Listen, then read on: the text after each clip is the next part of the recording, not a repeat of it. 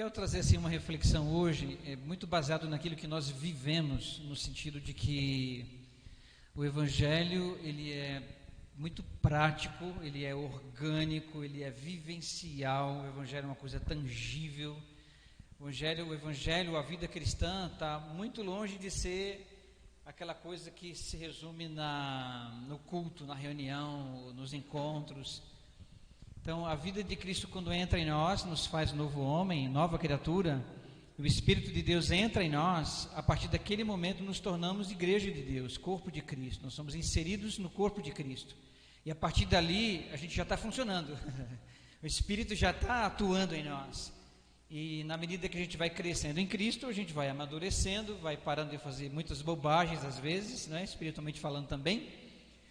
E então assim, o que eu quero trazer para você nessa reflexão agora sobre paternidade, envolve muito isso. A palavra de Deus sempre nos confronta para que nós caminhemos de maneira muito objetiva e viva, orgânica o Evangelho de Deus, a vida de Cristo. Amém? Então assim, alguns pensamentos vieram diante daquilo que a gente cantou, daquilo que foi falado. Uma das coisas que Deus falou comigo, quando Jesus fala de cruz ou de caminho estreito e que teremos aflições, é porque aqui ainda não é o céu. Nós não chegamos lá ainda, nós não chegamos ainda no novo céu e na nova terra. No caminho até lá ainda há muito o que fazer. O custo de andar em Cristo nos custa tudo. Chegando lá já não teremos trabalho a fazer, não é verdade? Não precisaremos nem de fé e esperança, porque a Bíblia diz que o que vai restar é o amor, é vivenciar, experimentar de forma plena esse amor de Deus. Outra coisa, nossa relação com Deus é experiencial. Deus não tem problema de carência. Eu brinco sempre com isso porque quando a gente é um pouco criança ou menino espiritual, né, a gente se esforça muito e a gente tem mesmo que ter essa pegada na adoração, porque a gente quer sempre encontrar esse lugar que é em espírito e em verdade. Então a gente anseia por esse lugar, porque essa é a verdadeira adoração, não é? Adorar a Deus em espírito e em verdade. O Otmani fala muito sobre isso, sobre essa conexão do Espírito de Deus com o nosso espírito. Qualquer livro, eu acho, do Otmani que você vai ler, ele vai levar você para esse pensamento. Eu costumo dizer que Deus não tem carência, Ele não precisa ouvir de mim, ai Jesus, você é grande, Deus, você é maravilhoso. Aí fala assim, puxa, finalmente, né? Até que enfim alguém disse para mim que eu sou grande e que eu sou fiel e tal. A nossa declaração para Deus dessas coisas deve ser fruto daquilo que até cantamos aqui, né? Eu provei e vi que o Senhor é bom. Então, quando eu provo e vejo que Ele é bom, então significa que na minha vida cotidiana eu experimento aquilo que Ele é. Então, só estou declarando para Ele que Ele é de verdade, Ele é grande, porque Ele faz sentido na minha vida. Amém? O reino nos foi antecipado não para vivermos nas nuvens ou numa redoma de proteção, mas para nos capacitar a vencer o mundo que Ele já venceu. O que eu estava pensando com isso? O reino nos foi antecipado para nos capacitar a fazer um trabalho que Deus quer que a igreja faça nesses dias. O trabalho da evangelização envolve tudo isso, envolve paternidade, que envolve discipulado, que envolve família, que envolve o fortalecimento dessas famílias, que envolve muitas ações missionais. Então o reino nos foi antecipado para que nós fôssemos capacitados para atravessar esse lugar onde as tribulações estão aí presentes, não é? É fato que teremos momentos de alegria, de êxtase ou de paz, no sentido de não ter muitos problemas nos envolvendo, na verdade, mas os momentos difíceis estão aí, os desafios estão diante de nós todos os dias, no trabalho, na criação dos filhos, não é? Naquilo que a gente quer prosperar, onde a gente quer chegar, nós fazemos planos, e para chegarmos lá, tem um caminho que é difícil. Na criação de filhos tem problemas, não quero usar essa palavra, né? Mas desafios cotidianamente, que nos traz às vezes tristeza, nos leva a chorar muitas vezes, se juntar com a esposinha e começar a interceder e orar, para que o Espírito Santo venha e atue, né, no cotidiano da nossa casa. Então, mas essas experiências mais difíceis, esses problemas que vivemos no cotidiano, é para nos forjar, para nos preparar, para nos amadurecer, não é? Para nos fazer fortes. Tem várias frases de efeito que se usa durante muito tempo, eu uso muita coisa nesse sentido, que uma delas é, por exemplo, que a árvore ela se fortalece. As árvores que são fortes são árvores que enfrentam ventanias. O capitão do navio, ele é forjado nos grandes desafios do mar, e por aí vai, né? Tantas frases de efeito que a gente pode citar e lembrar. Então é isso mesmo que Deus faz. Deus usa os momentos de dificuldade para nos forjar. A Bíblia fala que o trabalho de cada um, as obras de cada um de nós será provado pelo fogo. Então é fato que no nosso dia a dia vamos enfrentar algumas fogueiras santas, não aquela, né, mas a fogueira santa de Deus mesmo, né? Uma pequena reflexão antes da gente entrar no texto. Eu vou estar trabalhando em cima do texto de Deuteronômio 11, de 18 a 25, se você quiser deixar aberto. É um texto bem conhecido, eu já, falei algumas vezes sobre esse texto, mas essa semana relendo um livreto do Derek Prince, que é a editora Impacto que imprimiu, chama Paternidade. Ele traz dentro do livreto, ele tem uma parte que ele ministra isso, e eu achei bem interessante, porque veio de encontro a alguns pensamentos. Mas primeiro eu quero que você pense, nós vamos falar de paternidade, mas eu quero trazer um pensamento sobre orfandade. O que é orfandade? Eu tenho pensado nisso porque eu tenho uma impressão, meu pensamento com relação a isso, é que a orfandade se estabelece quando o pecado entrou no mundo. Havia uma relação plena de Deus Pai com os seus filhos criados naquele momento, e seria para sempre, né? Essa relação perene de graça e de favor e eu imagino que não deveria ser o Jardim do Éden, né? Com a presença constante de Deus que vinha, né? Ao entardecer, andar, conversar, como é que estão as coisas, essa presença do Pai interessado em conversar com o Filho. Mas o pecado entra, e quando o pecado entra, inocula, coloca em nós esse veneno que é a orfandade. E por que é veneno? Porque a orfandade não traz nada de bom. Orfandade é o veneno que fez romper o relacionamento de paternidade que Deus havia estabelecido com o homem. Já visto o caminho que a humanidade tomou, sem Deus, não é? Se a gente olhar hoje em volta, o que a humanidade tem se tornado, o que o sistema do mundo tem feito, e as coisas vão piorar, e a gente vai precisar ser essa igreja orgânica que se relaciona com Deus com muita intimidade, para conhecer o seu coração gracioso que nós cantamos aqui, conhecer os seus pensamentos. A palavra diz que nós temos a mente de Cristo, nós precisamos buscar essa mente de Cristo. Porque quando temos a mente de Cristo, nós não teremos medo de errar, porque a mente de Cristo nos conduzirá pelo caminho que é o próprio Cristo. A orfandade rouba a herança, a liberdade, a aliança e a comunhão. Olha que sério. A orfandade destitui o homem dos bens mais fundamentais para o desenvolvimento de suas capacidades físicas, emocionais e espirituais. Nós temos vivido esse universo da orfandade há 5 anos, 7 anos.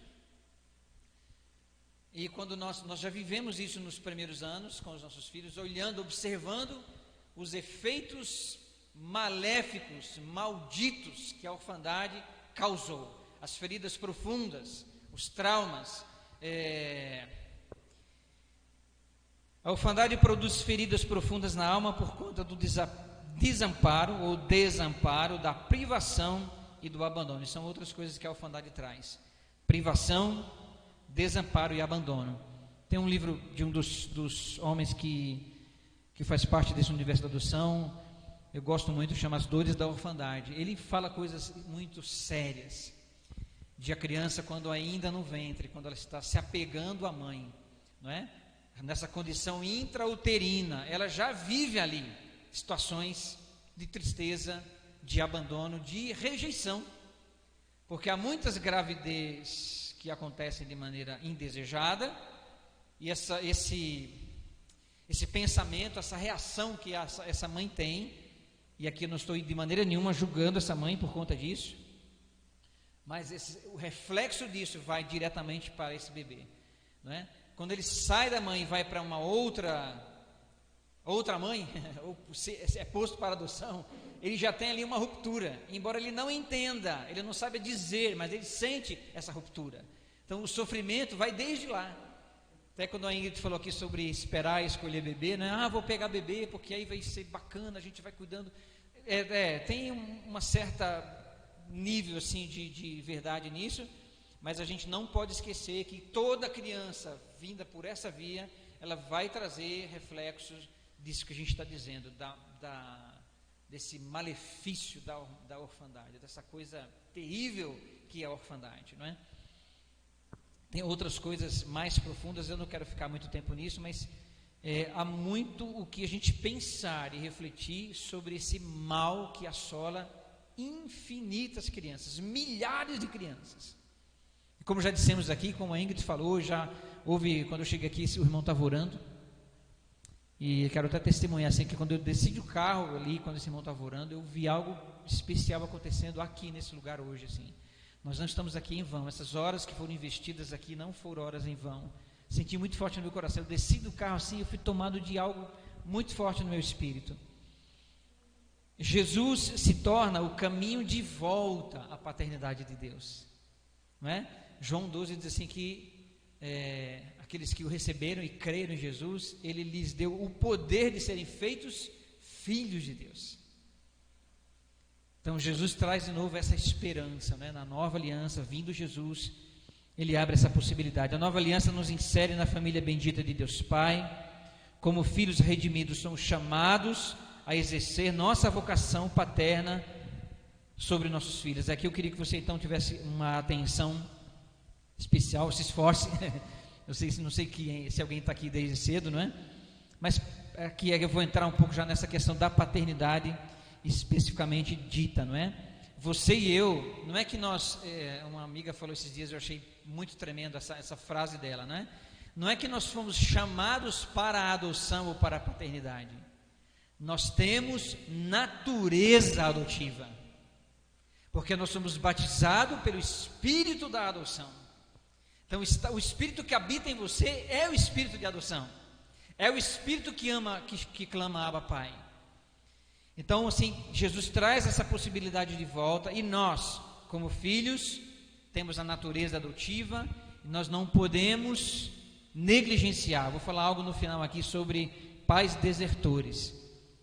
Nós não podemos negligenciar aquilo que Deus colocou em nós, que é uma tarefa nossa, para socorrer o perdido, e entre eles estão essas crianças. E quando você lê a Bíblia, você vai ver em vários momentos, em vários livros, quase que numa sequência, Deus expressar a sua preocupação com o órfão, com a viúva, o estrangeiro, o sacerdote. Lembra disso no Velho Testamento? Mas o órfão sempre está lá, o órfão sempre está sendo citado. Através de Isaías, até Deus deu um puxão de orelha no povo de Israel. E uma das coisas que ele fala muito seriamente, no Isaías 1, no primeiro capítulo de Isaías, ele vai chamar a atenção do povo de Israel e diz assim: parem de fazer o mal e comecem a fazer o bem. E quando ele fala assim, o que é fazer o bem? E está bem claro nesse texto, é tratar, acolher esse órfão, trazer esse órfão para perto de você. Amém? Glória a Deus pelas casas lares, por tudo que é feito nas casas lares. Mas Deus quer ir além. Vocês conhecem a história do George Miller? Alguém já leu alguma coisa sobre ele? O pai dos órfãos. Tem um livretinho muito interessante sobre ele, e ele foi uma das grandes inspirações para entrar nesse caminho da paternidade e da adoção, sem pensar se eu vou dar conta, porque Deus é fiel, Ele é pai dos órfãos, e Ele faz com que os órfãos vivam em família. Amém? E Deus quer usar os seus filhos para isso. O livro de Deuteronômio vai trazer nesse texto aqui, que eu vou colocar para vocês, uma instrução muito especial, muito profunda, e eu queria pensar um pouco com vocês sobre isso, não é? E é assim um chamado para nós pais principalmente, mas aqui quando eu falo de paternidade, eu estou falando de uma só carne. Estou falando de pai e de mãe, agindo e atuando juntamente para que os filhos sejam acolhidos debaixo dessa paternidade de Deus. Amém? Os pais não poderiam se eximir da responsabilidade de levar adiante, nesse texto que nós vamos ler, de levar adiante os grandes feitos de Deus e fazê-lo conhecido nas gerações seguintes. Então esse trecho traz uma instrução para os pais, para que eles inculquem nos seus filhos as verdades sobre esse Deus que tem guiado o povo até aquele momento. E eu quero assim pensar um pouco com vocês sobre isso e fazer essa aplicação para os nossos dias. Amém? Eu vou ler o texto primeiro e você pode acompanhar. Não vou ler do 18, alguns versículos somente, porque o que eu quero, assim, o que eu espero é que o Espírito Santo deixe alguma marca em você nesse sentido. Uma marca de despertamento para você não se acomodar, para que nós não fiquemos olhando somente para o nosso próprio umbigo, né? Eu chamo de umbigocentrismo, né? Então, para a gente parar de olhar somente para nós, como eu li agora há pouco, não é? O reino nos foi antecipado para nos capacitar para servir a Deus nessas coisas que Ele deixou para que nós o servíssemos. Ponde, o versículo 18, 11, 18, Deuteronômio 11, 18. Ponde, pois, estas minhas palavras no vosso coração e na vossa alma, atai-as por sinal na vossa mão, para que estejam por frontal entre os teus olhos. Ensinai-as a vossos filhos, falando delas assentados em vossa casa, e andando pelo caminho, e deitando-vos e levantando-vos. Escrevei-as nos umbrais da vossa casa e nas vossas portas, para que se multipliquem os vossos dias e os dias de vossos filhos na terra, que o Senhor, sob juramento, prometeu dar a vossos pais, e sejam tão numerosos como os dias do céu acima da terra. E tem outras promessas de Deus aqui, seguindo, que estão conectadas com essa instrução que Deus está trazendo para as famílias, para os chefes de família, para aqueles homens. Deuteronômio é uma repetição, né, daquilo que já aconteceu antes ali em Êxodo, porque é uma outra geração, é uma outra leva, né, de israelitas que estão chegando ali, e Deus quer que isso seja relembrado, seja falado, porque no coração de Deus a ideia é que de geração em geração o nome dele seja conhecido. Estamos vivendo num momento onde já há uma geração que desconhece esse Deus. E não é só desconhecer, é uma geração que não quer saber de Deus. E não é só não quer saber de Deus, eles odeiam as coisas de Deus. E já é uma geração que está aí. Então veja, já vai pensando assim, então há uma responsabilidade sobre mim, sobre a minha casa, de trazer as verdades do Evangelho e inculcá-las nos meus filhos, para que eu seja um instrumento de Deus, para deixar um legado para as próximas gerações. Nós não vamos mais muito adiante, vocês vão ainda um pouco mais, né? Eu nem tanto assim. Então a gente tem que correr contra o tempo, não é só por conta da idade, é porque as coisas no sistema do mundo estão acontecendo com muita velocidade. O príncipe das trevas trabalha 24 horas para macular, manchar, distorcer tudo o que diz respeito ao Senhor Deus e à sua palavra. E nós somos a esperança dessas próximas gerações. Eu e a Ingrid somos a esperança dos nossos filhos. Ah, Marcos, mas pode ser que tenha filho que não vai querer? Pode. Eu sou filho de pastor, 5 filhos. Tivemos um tempo longe do Evangelho. Dos 5, 2, talvez, retomaram essa caminhada. Eu tenho irmãs que estão envolvidas profundamente com as trevas. Filho de um homem que deu a sua vida inteira para o Evangelho. Fundou igrejas, fez um trabalho missionário fantástico no Norte e Nordeste. Um homem que temente a Deus, pregava nas praças 3 vezes por semana, foi precursor em programas de rádio. Homem incansável no Evangelho. houve algumas coisas nessa geração de pastores com relação à sua família. Homens que foram muito para fora e não fizeram um trabalho muito efetivo nesse ambiente intrafamiliar. Mas ainda assim, eu costumo falar sobre a paternidade eficaz. A paternidade eficaz não está necessariamente no fato de todos os filhos seguir o Senhor, mas está no fato de que eu, como pai, não deixar a desejar aquilo que é meu trabalho e a minha tarefa. Porque os filhos vão tomar os seus próprios caminhos, eles vão decidir sobre a vida deles no futuro.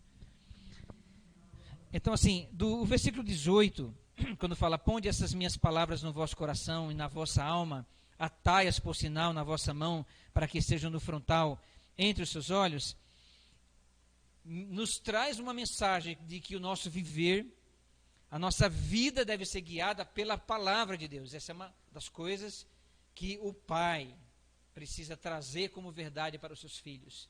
Quando os filhos olham para você, para a mamãe, para o papai, o que eles veem? No cotidiano, por isso que eu falo que é orgânico, não é o que ele vê aqui, não é? A gente participou long time aí, em ministrações de louvor, e envolvidos em trabalhos em igrejas locais, e havia sempre no nosso coração essa responsabilidade.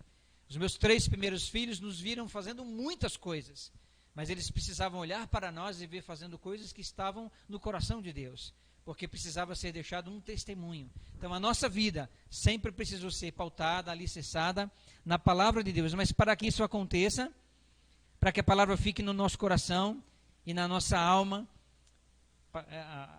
o Espírito Santo escreve no nosso coração a palavra de Deus. Para que isso aconteça, nós precisamos ter o contato com a palavra. As disciplinas espirituais nos levam para esse lugar. A gente não vai aprender a palavra e aprender a viver sobre a palavra de Deus somente por aquilo que a gente ouve. Vou usar o exemplo aqui, né? Só o que a gente ouve aqui. É preciso cavar, é preciso ir na rocha e cavar. Sabe aquela casa construída na rocha? Dá trabalho, então você tem que exercitar isso. Você tem que exercitar a sua prática, que é uma dessas disciplinas espirituais, que é a prática da leitura da palavra de Deus. Está no frontal da testa porque ela vai me guiar, é a palavra que vai me guiar. Essa semana eu estava falando com a minha filha mais velha sobre ir na chácara, morar numa chácara, enfim, encontrar. Eu falei, então pai, se você pensa, por que ela já não põe a casa à venda? Eu falei, não, primeiro que não é decisão que eu tomei, eu penso sobre isso. Mas uma das coisas que precisa acontecer é alguém vir aqui e fazer uma oferta na minha casa. Ela falou assim, mas se você botar placa lá na rua, ninguém vem. Eu falei, vem. Se está no plano de Deus, vem. Vai apertar a minha campainha e vai perguntar se eu quero vender e quanto que eu quero. Você crê nisso, irmãos? Quando a gente faz isso e conversa isso com uma filha ou com um filho, o que você está fazendo? Paternidade. Você está dizendo para ela que, enquanto pai, eu confio tanto em Deus, que os planos dele são muito maiores do que os meus, e eu vou confiar naquilo que ele fizer. Amém? A palavra deve ser assunto de todos os dias no lar. Versículo 19, eu vou relendo e vou aplicando aqui, tá? Ensinai-as a vossos filhos, falando delas assentados em vossa casa, andando pelo caminho, e deitando-vos e levantando-vos. Ou seja, coloquei algumas observações aqui, diz assim, ó, não é escola dominical nem reunião de jovens. Então você não precisa estabelecer uma liturgia para você trabalhar com seus filhos. É coisa cotidiana. É na hora que está fazendo o café. É quando você senta à mesa, que alguém traz um assunto. A gente pega aquele assunto, vem e trabalha aquilo na mesa, sob a ótica de Deus. Se eu estiver errado aí, meus filhos estão aí, pode dizer que não é nada disso aí, tá? Então a gente procura fazer uma prática que seja uma coisa mais, como é que eu diria, mais didática, pedagógica, no sentido de eles aprenderem isso, porque às vezes quando você senta e tem uma liturgia, a tendência é, e a gente faz isso aos domingos, né? A gente tem uma reunião em casa domingo que ela é mais litúrgica, assim, mas você percebe claramente que daqui a pouco, pai, aí um belisca o outro, sai daqui, faça, chuta, então sempre tem isso. Porque assim, é mais difícil de você focar, prestar atenção nisso, não é? Então pense assim, não é uma escola dominical, não é reunião de jovens, porque algumas pessoas ainda pensam que deve ser assim, não é? E também não é uma leitura casual da Bíblia, mas uma instrução espiritual contínua, entende? Essa coisa da casa. levantando. A Bíblia está falando sobre isso, quando você levantar, quando você deitar. A gente tem falhado um pouco nessa questão do deitar, né? Quando vai deitar, eu sempre ia lá e orava, com os meus 3 primeiros sempre foi assim, e aí também eu voltei a essa prática de vai deitar, vamos lá falar um pouco sobre a palavra de Deus, ou vamos orar, de vez em quando a Ingrid sobe, revezando nisso, a gente precisa retomar essa questão do deitar. Então, a responsabilidade dos pais aplicar e vivenciar os ensinos bíblicos em todas as atividades diárias da vida do lar. Bom ou mal, somos exemplos para os nossos filhos. Sempre seremos exemplo. Mas o exemplo é bom? É meia boca? Mais ou menos? É um exemplo ruim? Porque tudo que a gente faz, eles aprendem pelo que nós fazemos e muito pouco por aquilo que nós falamos. O exercício da... Por que eu estou insistindo nisso, nessa questão, e pensei nesse texto? Desculpa abrir aqui esse parêntese. Porque no meu coração há um senso de urgência muito grande, irmãos. E como pais, nós precisamos nos posicionar em Deus. Futuros pais, maridos e mulher, porque também envolve essa questão da condição de marido. Que tipo de marido eu sou, que tipo de esposa que eu sou. Então, assim, é responsabilidade nossa de exercer essa paternidade de Deus sobre a vida deles, aplicando as questões bíblicas na vida de cada um dos filhos. Colocar em prática e envolver a todos. O versículo 20 diz assim, ó. Escrevei-as nos umbrais da vossa casa e nas vossas portas. Uma coisa muito prática, uma dica muito prática, que eu sempre fiz com os primeiros, e agora os segundos a gente tem um paredão em casa agora que virou uma lousa do teto até o chão. Mas o que escreva textos bíblicos, chama os filhos juntos, ou quando você ministrar, ou pegue, já crie esse hábito até enquanto marido e mulher, né? Se você ainda não tem filhos. Você parou para meditar, ou meditaram juntos, pega um texto, imprime, escreve. Eu fazia as crianças escreverem com a mão, cada um, eu atribuía isso para que ficasse algo mais prático, mais vivencial mesmo, e a gente colocava em todas as portas da casa o mesmo versículo, colocávamos no espelho, colocávamos na geladeira. Então, aonde eu fosse naquela semana dentro de casa, aquela palavra estava falando comigo, aquele texto estava ministrando ao meu coração. Então, é um exercício prático. Às vezes, na hora da mesa, a gente vai orar, qual que é o versículo da semana? Um lembra o final, outro lembra o começo, um estica o olhinho lá para olhar o que está na geladeira, não tem problema. O fato é que essa palavra está sendo, gerando esse ambiente espiritual dentro de casa. Amém? Então, a gente olha assim, Velho Testamento, escrevendo nos umbrais da porta, antigamente eles faziam isso, aquilo. Não é antigamente não, é hoje mesmo, a gente pode fazer isso. A gente pode escrever a palavra e colocar lá, porque aos poucos essa palavra vai fazer diferença em algum lugar. Né? Eu fiz aniversário agora recente e recebi alguns vídeos, né? A minha esposa lançou um desafio para várias pessoas, e eu fui muito surpreendido, porque deu mais de 110 vídeos, assim.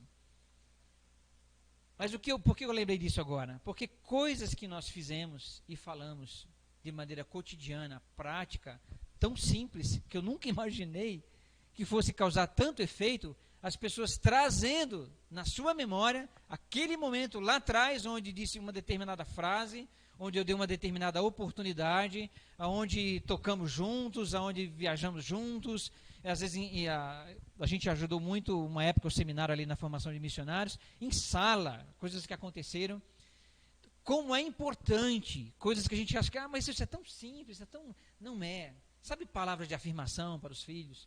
Né? Embora a gente precise também orientá-los, discipliná-los, encaminhá-los, relembrá-los, não é? Repetir várias vezes a mesma coisa, há também um momento de você falar palavras de afirmação. Amém? Então, se parece coisas simples, mas escreve a palavra de Deus, porque a palavra de Deus são palavras de afirmação para nós. E ela vai alimentar o nosso espírito. Ela vai sustentar os nossos filhos daqui a pouco lá na frente.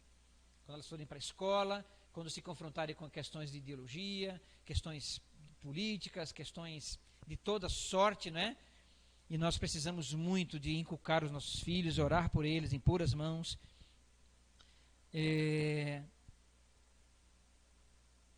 Eu pulei alguma coisa? Não, né? Família é prerrogativa divina. Quando Deus faz homem e mulher e estabelece o casamento, Deus estabelece o casamento. Ele cria o casamento. Então, se ele cria e a prerrogativa é dele, significa que ninguém tem autoridade e poder para mexer nisso. Deus fez de um jeito, pronto. As pessoas têm, entre aspas, liberdade, porque assim, quem não tem Cristo não está livre para fazer o que quiser. Quem não tem Cristo está debaixo do governo do príncipe das trevas. Então, há uma opressão, há uma força espiritual que guia tudo isso. Há uma guerra espiritual. Vivemos numa guerra espiritual. A necessidade de inculcarmos a palavra para levarmos os nossos filhos e nós mesmos a ficar nesse lugar de atenção. Porque a nossa guerra não é contra os professores, não é contra os governantes, é contra principados e potestades. E as nossas armas também não são armas revólver, pedaço de pau, ir para a rua protestar e quebrar tudo. As nossas armas são poderosas em Cristo. Amém? Lá em Efésios deixa muito claro o que são as nossas armas. A gente tem que fazer uso dessas armas. Aliás, não só Efésios. Quando eu penso nos dons espirituais de 1 Coríntios 12, eu penso que os dons espirituais são também as nossas armas e ferramentas. Amém? Como é que você vai quebrar as trevas diante de uma pessoa que não quer receber o Evangelho? Através dos dons espirituais. Deus vai te dar uma palavra de conhecimento. Deus vai te dar uma palavra de revelação. E quando você for usado por Deus, por esse Espírito Santo, vai quebrar aquela barreira. São as nossas armas para destruir fortalezas, sofismas. Irmãos, e se tem um momento da história que eu acho da humanidade que o sofisma tem prevalecido, é essa era que nós vivemos. E a gente tem que ler muito a palavra de Deus para a gente não... Irmãos, é tão impressionante porque os comentários de gente cristã em coisas que às vezes eu vejo na internet está totalmente infectado pelos valores dessa era. E a gente vai precisar muito de recorrer à palavra de Deus, amém? Família, lugar de receber instrução e manter a vida espiritual. Não é só instruir, mas é manter a vida espiritual dos nossos filhos. A chave da família é o pai. Chave da família é o pai. Quando a gente olha para a palavra de Deus, a gente vê do começo ao fim toda a instrução que é dada. A gente chega até em Timóteo, não é? Quando vai falar sobre a questão de assumir responsabilidades no corpo de Cristo. Então essa pessoa, esse ancião, esse homem, ele precisa ser idôneo. Ele precisa ter experiência com a palavra, ele precisa ser bom marido. Ele precisa governar bem a sua casa. Então, se é o marido que Deus estabeleceu para governar, ainda que seja marido, irmãos, eu quero insistir isso com vocês. Ainda que seja o marido, o casamento, Deus faz de nós uma só carne. Então, o marido tem uma esposa que é auxiliadora idônea. Essa palavra idônea é auxiliadora adequada. Então, Deus pega um homem e uma mulher adequada para esse casamento, e então eles juntos exercem essa autoridade paternal. Amém? Mas está sobre nós, sobre os homens. A gente tem muitas coisas que fazemos juntamente. Aliás, muitas não, tudo, né? Mas há muitos momentos que a decisão fica para mim. E sabe o que acontece? Ela descansa. Quer falar assim, cara, é sua responsabilidade, você decide, e o que você fizer, eu vou junto com você. E por que confia? Porque há um senso de responsabilidade nessas questões. A gente não pode negligenciar essa função, essa vocação maravilhosa que Deus nos deu, que é paternidade. Dá trabalho? Um monte. Um monte. Quando a Ingrid falou aqui que a gente, quando Deus nos pegou, e está escrito, né? Que Ele nos resgatou do império das trevas e nos trouxe para o reino do Filho do seu amor. Quando Ele nos pegou, nos tirou de lá, nós estávamos horríveis, podres, cheio de piolho e carrapato e mais um monte de bicho. E até hoje a gente dá trabalho para Deus. Se Deus nos der 1 milhão de oportunidades, nós vamos falar em todas. Se não for a graça dEle, o amor dEle, a paternidade de Deus sobre nós, irmãos, já tínhamos ficado lá para trás há muito tempo. Então precisamos tomar o nosso lugar e aceitar e assumir a nossa responsabilidade. Amém, maridos? Assuma esse lugar, irmãos. Assuma esse lugar. Ministérios irrevogáveis dados por Deus aos pais, segundo o padrão encontrado por Cristo. Eu estou migrando desse texto que nós lemos para alguns pensamentos que eu coloquei aqui, e tem também muita base naquele material que eu falei para você. Deus deu ministério, nós cantamos e oramos aqui hoje para que Deus restaure o sacerdócio. Amém? Então, esses ministérios 3 que eu vou falar só para você aqui, são ministérios irrevogáveis dados por Deus, segundo o padrão encontrado em Cristo. Porque Cristo exerceu esses 3 ministérios: sacerdote, profeta e rei. Ok? Então, o que o profeta faz, o que o sacerdote faz na sua casa? Qual a função sacerdotal nossa como pais? Representar a nossa família diante de Deus. Por isso que eu digo que o pai é a chave. Irmãos, tem muitas coisas que aconteceram na nossa casa e na nossa família que eu tive muita clareza que foi por causa de mim. Foi por causa das minhas atitudes, do meu comportamento. E nunca é tarde para arrepender e retomar essa caminhada. Amém? O pai sempre vai estar lá. Sempre vai estar lá. A gente não pode ter esse sentimento de culpa. Lembra do do filho pródigo? Quando eu falei sobre a eficácia da paternidade, era um pai eficaz. Porque tudo estava à disposição dos filhos. Tudo.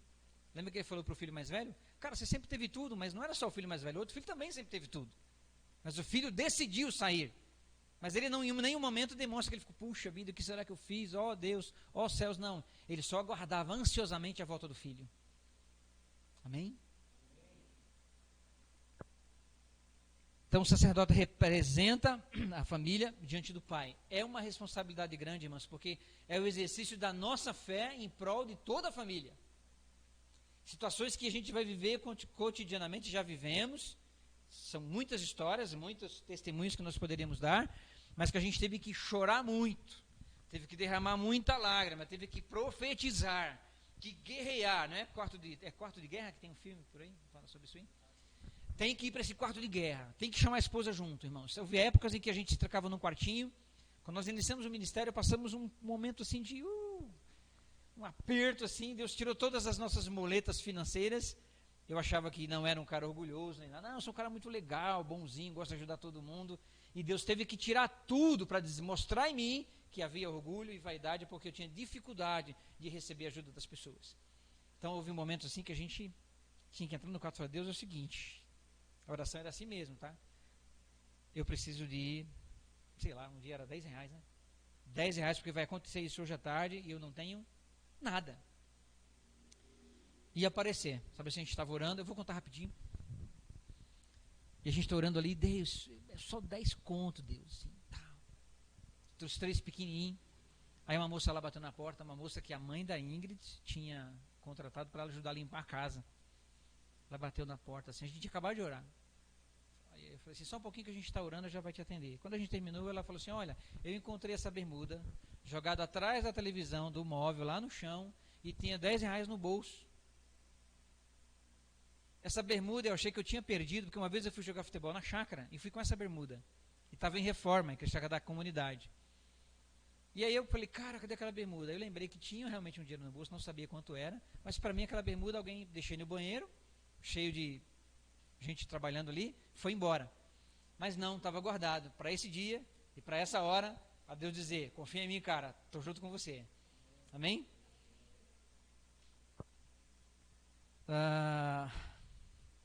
Profeta, é o contrário, né? O que o profeta faz? Representa Deus diante da família. Orar, impor as mãos, irmãos, é importante isso aí, viu? Ora com seus filhos, ora com eles. Eu lembro da Ariane que, Carol, eu punha as mãos nela, mexia, revirava, ela não, Rafael a mesma coisa, e os outros agora também têm sono muito leve, mas os outros filhos têm sono muito leve. Eu chego, às vezes eu entro no quarto assim, já um acorda, outro já... Mas sabe o que você faz? Fica na porta do lado de fora, mas não esqueça, profetizar, profetiza. Sabe aquela palavra do dia, aquele texto que estava na parede, que você colocou lá?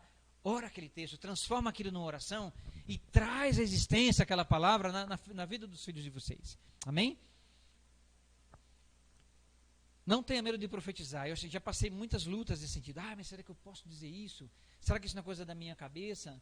Até que eu levei um puxão de orelha santo de Deus com um irmão muito abençoado. E ele falou assim, quando vier a sua cabeça, seu coração, fala, profere Isso era na época que a gente estava começando a ministrar louvor, eu ficava lá atrás com o violãozinho quase escondido atrás do coisa da bateria lá. E Deus trazia palavras proféticas e tal, e um dia ele me chamou e falou assim, o que está acontecendo? Aí eu contei para ele, falou assim, fale, profira. Irmãos, comecei a viver experiências extraordinárias com Deus a respeito disso. Então não tenha medo, profetize, fala, diga, amém? A partir do caráter e personalidade do pai, é que as crianças formam os seus primeiros conceitos de Deus. Como nos comportamos? Como são as nossas reações? Como que nós fazemos? Como que nós reagimos? Não é? Tem uma frase interessante que diz assim, que nós agimos como gostaríamos de ser e reagimos como realmente somos. As nossas reações às vezes são muito impetuosas. Mas, quando eu falo aqui de caráter, não é só questão de como eu vou reagir dentro de casa, mas como que eu sou. Eu sempre falo a verdade, eu pago em dia as minhas contas, no trânsito, como que eu ajo, com relação à minha esposa, como que é a minha relação com ela. Então, essas coisas do caráter nosso precisa ser forjado em Deus, porque as crianças vão olhar para nós. Há muitos filhos, muitas pessoas que não querem saber de Deus, como eu falei, que odeiam Deus, porque elas nunca viram um referencial em ninguém da pessoa de Deus. E Deus é Espírito. E o Espírito desse Deus Espírito habita em nós. E quando Ele habita em nós, então eu preciso ser o reflexo daquilo que Ele é. Amém? Por último, parece que vou fechar assim com uma coisa meio pesada, mas é uma chamada de atenção, não é? Porque o que a gente mais vê hoje nessa geração, no sistema do mundo, é esse tipo de pessoa. É não ser um pai desertor, aquele que foge das suas responsabilidades, aquele que empurra tudo para a mulher para ela fazer tudo, aquele que quando não gosta de uma coisa, não assume a sua responsabilidade, principalmente, acho que é a sua responsabilidade de ministrar a sua casa, de ser esse sacerdote, profeta e rei. Qual é a função de rei aqui? É a função de governar a família. Por isso que eu falei que os anciãos, ou os homens, né, que amadurecem, querem amadurecer aqui, não significa necessariamente ser de idade, velho de idade, né? Mas tem um amadurecimento cristão. Então ele precisa, como um testemunho para o próprio corpo de Cristo, ser esse homem que governa a sua casa. Então, nós não podemos nunca, nem renunciar e nem transferir. Eu convivi com muitas famílias cheias de problema, e quando nós íamos conversar com esses pais, mas a gente leva para a escola dominical todo domingo. Quando tem célula na minha casa, eles participam lá com as crianças nas salinhas. Mas ele, enquanto pai, não era esse sacerdote, profeta e rei. Não havia esse governo de Deus acontecendo na vida dele, dentro da sua casa. Então não dá para renunciar e muito menos transferir, ainda que haja no seu trabalho local, em qualquer localidade, um trabalho com as crianças, esse trabalho vai reforçar aquilo que você já está ensinando com a sua prática e com a sua teoria. Amém? Então vai reforçar, a criança vai saber, nossa pai, lembra, olha isso aqui que você falou, olha que eu desenhei, olha que a professora fez, ele vai lembrar daquilo que você disse para ele. Então vai ser um reforço daquilo que você já está fazendo. Nós vivemos numa cultura de homens desertores, alguém que foge das suas responsabilidades. Pensem nisso, de verdade, e façam uma introspecção, não é? Pensem nisso, coloquem essa situação diante do Senhor. Não é? Medo de errar, talvez seja medo de ser incompetente, talvez você já tenha tentado determinadas coisas e parece que não vai, está meio emperrado. Pensando aqui até profissionalmente, pensando aqui até em termos de trabalho, de expectativas. Eu quero que você, irmão, assim, confia no Senhor. Confia no Senhor. Nós não somos mais filhos do medo. Nós somos filhos de Deus. Temos as nossas limitações, somos falhos, aqui tem dados diferentes, a maioria é muito jovem. Mas deixa eu dizer uma coisa para você, confia no Senhor. Segura essa onda aí. Sabe turbulência que dá em avião? Tem turbulência, mas depois passa a turbulência, o avião segue viagem. E às vezes a turbulência demora, e na turbulência todo mundo perde noção de tudo. Eu nunca passei por uma, graças a Deus, mas o que a gente vê e ouve é que as pessoas pulam, ficam totalmente em turbulência, que a pessoa literalmente, se não tiver com cinto, ela é jogada. Então todo mundo perde o controle de todas as coisas. Turbulência, não há momentos assim na vida da gente, que parece que tudo saiu do controle. Volta para esse lugar onde Jesus está. Volta para o lugar, para esse caminho. Jesus, eu costumo dizer que é esse lugar de estabilidade perene.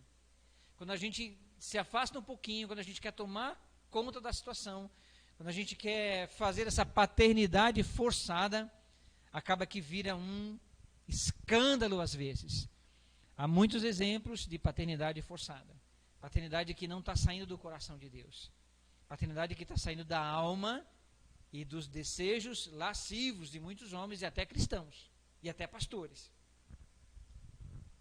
São homens que, na verdade, são desertores daquilo que de fato Deus tem para eles. Mas é preciso restaurar em nós, resgatar em nós essa fé para não nos tornarmos desertores em nome de Jesus. Amém? Quando eu recebi as minhas filhas, as novas filhas, não é? As duas já eram 11 e 9 anos. Houve um exercício da minha parte para ministrar na vida delas, não falando com retórica, mas na minha atitude. Agora é pai. Esse abraço aqui é de papai. É de um homem que te respeita, que vai te proteger. Como é que a gente se cumprimenta? Vamos cumprimentar. Se a gente passou por um processo, eu acho que eles lembram disso como um filminho, né? Olha, vamos cumprimentar assim, o beijo a gente cumprimenta no rosto. Aqui a gente faz assim, o cuidado ao abraçar, o cuidado ao tocar as nossas filhas, porque elas precisam ser tocadas pelos pais. Pelos pais, tocadas com essa paternidade que Deus coloca no nosso coração. É quando eu falo tocar aqui, é essa coisa dos sentidos, né? Sensitivo, abraçar, pegar, colo. Eu lembro dos meus 3 primeiros, assim, a gente sempre foi assim, tudo embolado, junto, deita no sofá, tá junto, a gente abraça, beija, sempre diz que ama, verbalizar e vivenciar esse amor. Não significa que não foram corrigidos, né? A Carol não pode reclamar, mas os outros 2 eu vou te dizer, viu? Mas sempre teve o limite, sempre teve a correção, e correção não está necessariamente ligado àquele momento da varinha, né? Ou da correção precisa dessa correção física. Correção é corrigir, é trazer para o caminho de volta. Olha, você está falando isso, você está fazendo isso, vem cá, vamos conversar? Vamos realinhar esse negócio aqui? E às vezes a gente precisa fazer algumas negociações, alguns combinados, né? Para não precisar ir sempre para o extremo da correção. Então isso é um trabalho nosso. O pai que não é desertor, ele assume todas essas responsabilidades. É nossa. É nossa.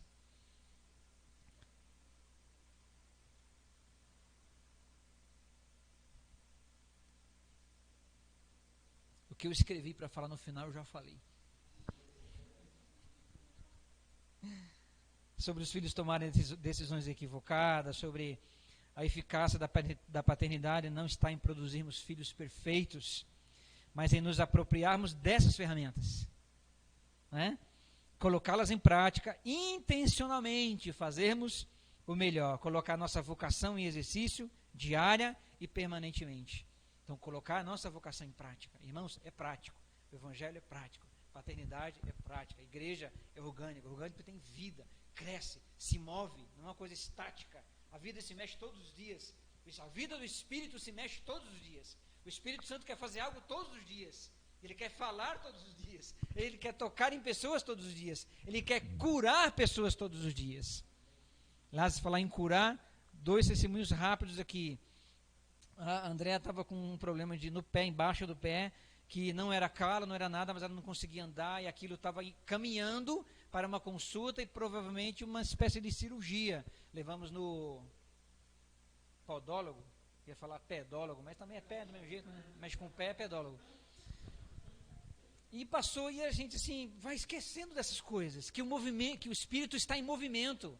Aí um dia na reunião ela falou assim, pai, ora por mim no meu pé aqui, né? Na reunião, oramos ali por ela. Foi embora. Acabou. O Cris estava com início de conjuntivite, não muito tempo atrás, aí uns 2, 3 meses talvez. Eu nunca vi o Cris daquele jeito. Ele baixava a cabeça e ficava com a mão no olho, não quis comer. Imagina o Cris não querer comer, né? Aí sentou no sofá, não é só o Cris não, né, filho? E sentou no sofá e agoniado e tal. Eu falei, filho, vai deitar e tal. E ele foi deitar e eu nem tchum. Aí no outro dia a gente estava tomando café, não, no mesmo dia, à noite, à tardinha, a gente estava tomando café. O Espírito falou assim, por que você não ora com teu filho, cara?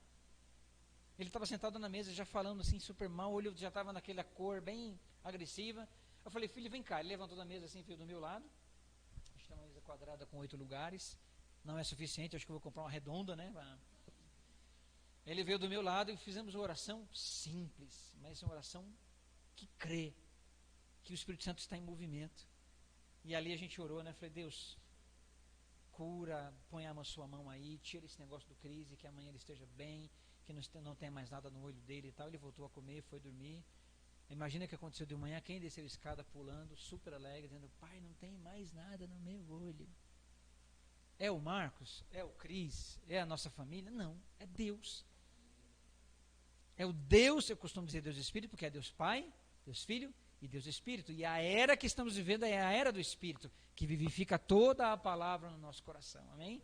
E esse Deus Espírito está presente, ele quer ser mais atuante, ele quer ensinar mais, a gente só precisa estar conectado nisso, amém? É isso. Queria deixar esse desafio para vocês, homens, exercerem essa paternidade à luz da palavra, amém? Invistam, irmãos, eu vou falar aqui não para me, é só para deixar como uma motivação. Eu cuido de filhos, a gente atende várias famílias, tenho Recede, toda tarde eu sempre busco ter um tempo ali de um tempinho de como é que a gente chama, de cochilo ali, mas tem um nome que eu gosto de usar. Mas o resto do nosso dia, assim, é sempre em algum movimento, ocupado, e essa questão da pandemia trouxe com muitas frequências reuniões online. Mas uma coisa eu propus no meu coração e não estou deixando de fazer. Eu não faço, assim, enquanto eu não fizer aquilo, eu não vou fazer outra coisa. Leitura bíblica. E eu me propus ler 2 vezes a Bíblia esse ano. Eu já terminei em junho a primeira leitura e estou caminhando para o final da segunda leitura. Dá tempo. Ah, mas é meu trabalho. Dá tempo. Se programe, ponha como desafio. Ainda que tenha dia que eu leio, assim, porque o tempo está em cima, às vezes tem uma coisa, eu vou ler, tal, mas depois eu volto lá. Ou num determinado momento do dia eu retomo algumas coisas para pensar sobre aquilo que eu li, ou já vou anotando, né? Que nem você estava cantando aqui, eu já estava anotando ali, eu tomara o Marcelo não acho ruim, mas eu estava anotando as impressões que Deus estava colocando no meu coração. Então, irmãos, seja motivado a isso, porque você não pode dar o que você não tem. Se você não tem a palavra, você não pode dar a palavra. Amém? Que nós sejamos cartas vivas para os nossos filhos, para a nossa família, para a nossa esposa, em nome de Jesus. Amém? Seja um bom pai, seja um bom marido e seja um líder espiritual na sua casa, em nome de Jesus. Muito obrigado, Deus abençoe vocês. Amém? E até uma próxima.